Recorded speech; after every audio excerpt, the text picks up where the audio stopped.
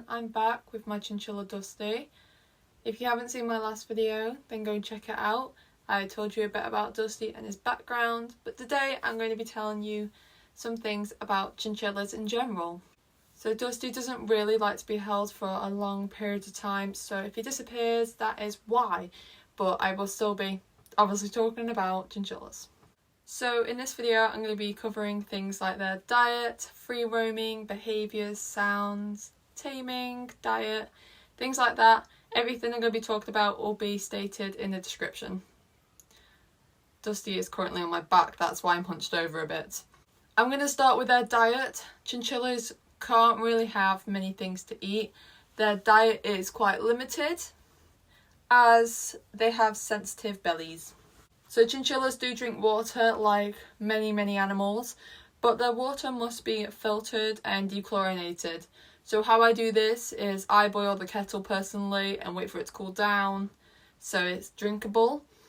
And you can also do this by using bottled water. Chinchillas eat pellets as a part of their main diet. You can use brands like Oxbow, which a lot of people love the brand Oxbow as it's natural and it's really good for your animals.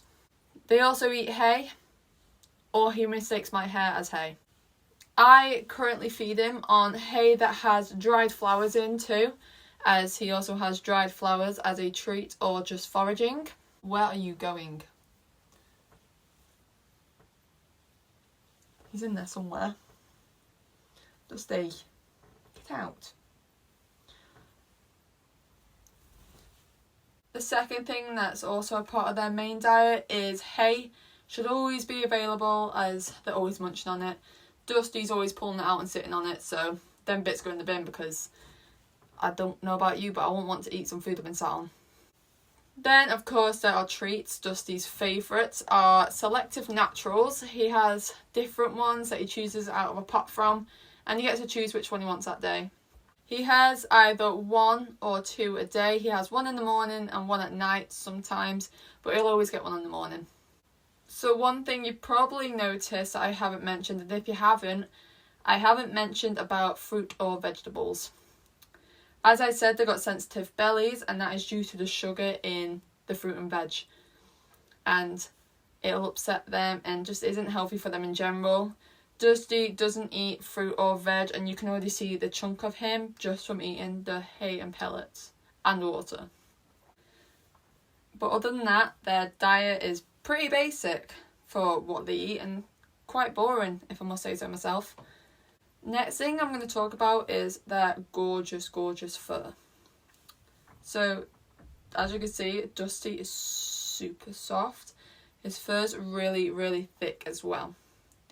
They're known to have the softest fur any mammal has, and they have really dense fur, so it's super thick and fluffy.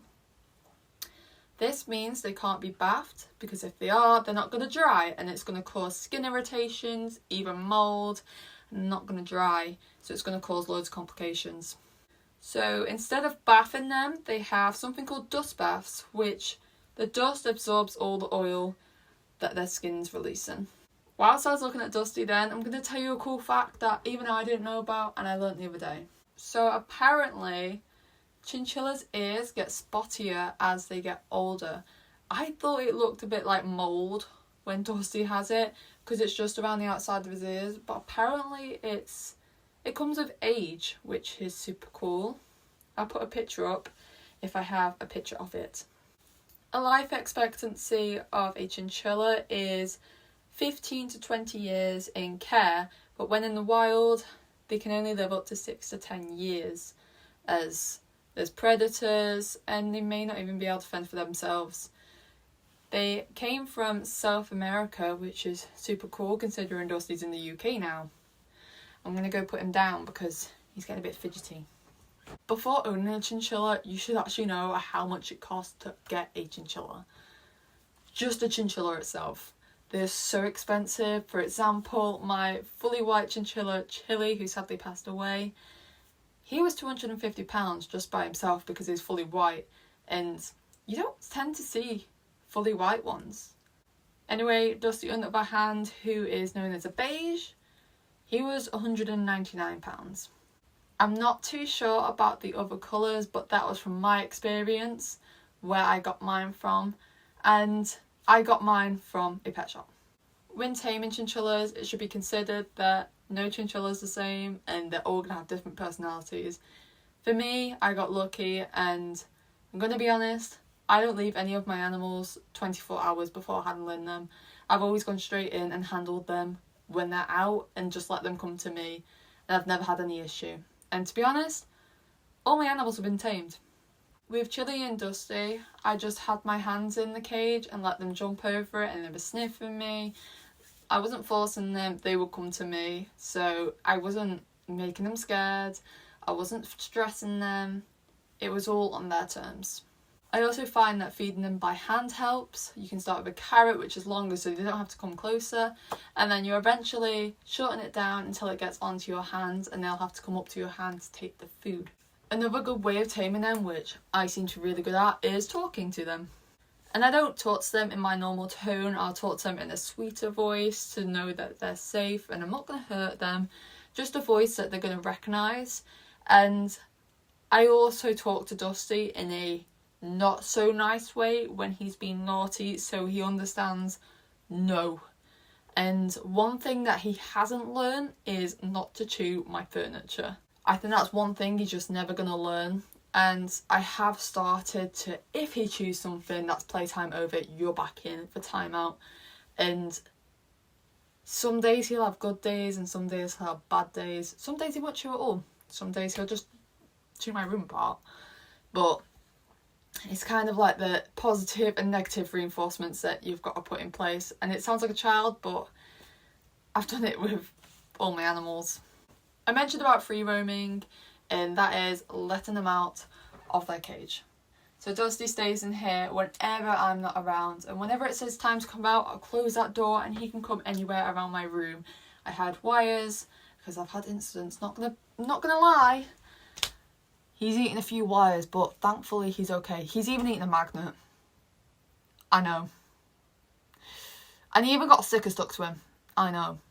Anyway, to stop him chewing underneath my bed, I've put like C&C cages around so he can't get through to the skirting board and the wall, because gosh, he nearly made it into my parents' room. So he stopped nibbling down there. I've just got my skirting board that's literally chewed apart underneath where my phone is right now. So that's another thing you need to take in account, that your room's going to get fully destroyed unless you get a playpen, but my room's not big enough for a playpen, so my room is the playpen. I tend to let Dusty out for a minimum of 30 minutes, or he stays out as long as he wants, because eventually he'll go to sleep or take himself to sleep. And I do this before I go to bed or just any time at night, because chinchillas are nocturnal, and trust me, you'll know about it because they jump around like mad. Next thing is behaviours, and the first thing I'm going to mention is the redness of their ears. So chinchillas' ears are naturally quite a cool tone of white or pink, and when they go red it can mean that they're too hot or they're angry. And I find a lot of the time it's actually really helpful when Dusty can't tell me he's too hot, but his ears can. So like right now I've just had to open a window because it's getting a bit hot in here having my door closed, but his ears will eventually go back down to a pale colour. Actually, let me show you. You see how they're quite red? It's because he's too hot, or he's a bit angry that I put him in. He doesn't seem angry though, I think he's just hot. He might have actually been a bit angry because his ears are cooled down now. Were you angry that I put you away? Yes. From personal experience, when Dusty gets angry, he will punch you, or he'll kind of go at you. And he only does that when it's the end of his playtime and he has to go inside because I'm going out somewhere or it's time to run out. So yeah, he will warn you, back off, I'm staying out, but no, he never wins. Chinchillas also do something called popcorning, which if you have a guinea pig, guinea pigs also popcorn, and they both mean the same meanings, and it means they're happy and content. The first sound is squeaking. This means that your chinchilla is happy and content. The same as popcorning, but actually shown. They show and express this with squeaking. Dusty does this at bedtime a lot. When he's just jumping around his cage, he will squeak, and it's really, really cute. The next one is completely opposite to the last one, and it is barking. This means they are feeling threatened, and they can also express this by biting. And I've never been bit by Dusty. Never been bit by Dusty. But I do know some people that have been bit by Dusty. But it was their own fault. They were sticking their fingers in his cage. And I always say this to people, he's completely different when his cage is shut. If you're going to stick your fingers in that cage, you're not going to have any fingers taking them out. Next one, I hear Dusty do a lot at night time. He hasn't done it recently, but it is screaming.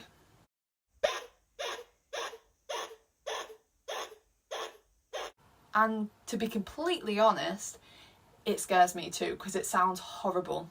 Especially when the lights are off and I'm in here on my own. Gosh, save me, because I'm like, what are you seeing? Anyways, I don't think I've mentioned what this means, but it means they are scared and they feel fear.